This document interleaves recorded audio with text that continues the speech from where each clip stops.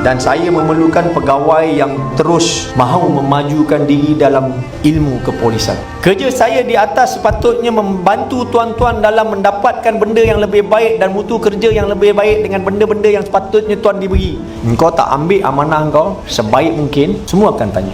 Adalah tanggungjawab Bukit Aman memberi bantuan kepada tuan-tuan dan puan-puan di bawah. We are try to solve our financial matters. Mana kita punya kenderaan tuan? Tok, semua 10 tahun ke atas tu. Boleh pakai lagi? Boleh. Selagi tak jatuh, luruh enjin, kita bawa itu. Betul? Fine.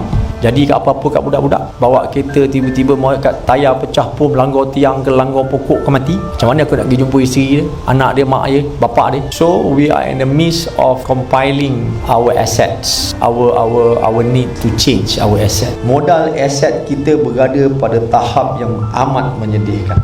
2 hari lepas ke semalam, bumbung pun reban. Semalam itu Bukit Aman. Tuan-tuan mungkin lagi teruk, lagi daif kan? So OCCI, this is where your leadership is required. You must go and find resolution kepada semua anak buah. Satu lagi perkara yang saya nak sentuh di sini is on the welfare of our boys.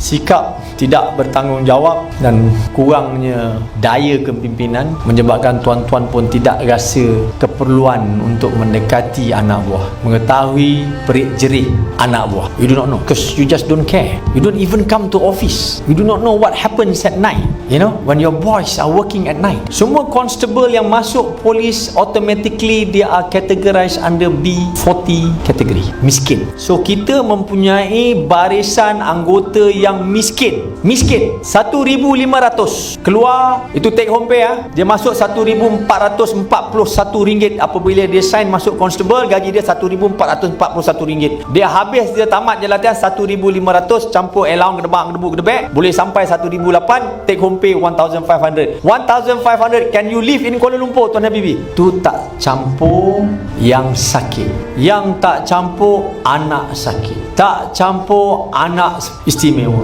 tak campur anak yang ada kecacat, yang kena pergi hospital 1 minggu 3 kali. So please know all these people, and in whatever capacity yang tuan boleh bantu, maka bantulah. Pada pegawai wanita, yang ini ada sedikit dilema saya dalam bantuan tu. Tak ada dilema, tetapi yalah, ibu tunggal. Saya dibukakan mata bila pegawai perjawatan perkhidmatan saya datang, Datuk, kita ada masalah. Apa pasal? Semua anggota ni minta tukar. Diorang ni semua ibu tunggal. Saya cakap, okey tukar je lah. Aku cakap, apa masalah? Ya kan? Tukar je balik bawah. Tak boleh lah tu, ya kan? Kenapa? Kalau semua tukar, habis pegawai perempuan kita kurang, dan itu tidak menyelesaikan masalah diorang apabila diorang balik kampung pun. Cakap, kenapa puan ni emo sikit? Datuk, saya juga ibu tunggal, tapi saya harungi dia. 3 orang anak. Hari-hari saya naik motor ambil anak untuk berbelas tahun. Saya boleh buat, kenapa diorang tak boleh buat? Dan saya kerja. Okay, she has a point. So you must have a support group. Kadang-kadang diorang boleh, tetapi disebabkan tidak ada support yang boleh memberikan kata semangat ke, bantuan sekejap nak jaga anak masa pergi kerja ke apa ke, tak ada. So dia berserabut kepala dia. Dia tahu nak balik, aku nak balik. Tapi bila balik tak selesai masalah dia. You have to take care of your men and women. Itu barulah leadership. Bukan jaga korang aja. Dan you kena adil. Adil ni subjektif. Adil ni susah. Adil ni yang kadang-kadang makan diri. Contoh, semua orang naik pangkat tapi semua orang tak nak bergerak. Sebab kononnya subject matter expert. Konon, aku cakap semua gerak. Aku tak boleh. Kau pakar elektrik ke, kau pakar satelit ke, semua jalan. Aku cakap. Datang seorang anggota saja, naik pangkat saja. Tu ambil balik saya punya sarjan. Saya tak nak. Bukan aku bagi, aku cakap. Pasukan bagilah.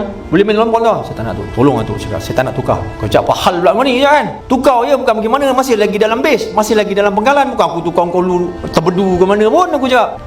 Isi saya lumpuh. Anak saya seorang umur 21, seorang umur 20. Dua-dua dia sakit apa? Cerebral palsy apa? Saya pagi-pagi kena angkat dua-dua, pakaikan baju dan sebagainya sebelum saya pergi kerja. Isteri saya masak nasi lemak dan saya jualkan dekat sini. Allowance saya keluar buat kerja ni, inilah ubat saya beli untuk isteri saya, dan saya ada masa untuk anak-anak saya. Kalau saya tukarkan saya ke tempat yang Datuk nak letakkan saya ni, saya tak boleh kontrol masa saya tu. Kita pun ayah juga, kita pun ada isteri juga. Belum tentu lagi aku boleh angkat isteri aku pagi-pagi lah. But this poor man do that every day, day in day out, and I want to transfer him out because dia naik pangkat, gaji naik RM80 lah. So aku cakap, kau stay. Tapi Tok semua suruh gerak tu, engkau stay, ni rank kau pakai balik, kau stay. Lepas tu datanglah, Tok, mana Haji? Dia duduk kekal, saya tak nak. Weh, aku tanya, bini kau sakit, anak kau sempurna, engkau tak bersyukur? Aku cakap, kau tak pernah reti syukur. Apa yang kau ada tu jauh lebih baik daripada dia. Kau nak juga hak dia, sedangkan dia tak dapat hak kau. Allah SWT tempat letak tuan-tuan dekat sini dengan penuh rasa sayang, dengan penuh rasa hormat, supaya tuan-tuan dapat buat kerja. Dan saya telah menengok kejayaan yang jauh lebih berjaya daripada saya dikecapi oleh seorang anggota. Apakah kejayaan tu? Dia sihat, anak-anak dia berjaya, keluarga dia bahagia. At the end of the day, so what I said change is that we are changed towards that. Kita sama-sama memperbaiki dalam konteks khususnya, khasnya Jabatan Siasatan Jenayah. So itu pentingnya tuan-tuan tahu kan kedudukan anak buah, dan pertukaran-pertukaran ini tuan-tuan kena tengok. Jangan main sokong je satu, jangan main tak sokong satu. You have to know. CCI must take that leadership. You must take the leadership.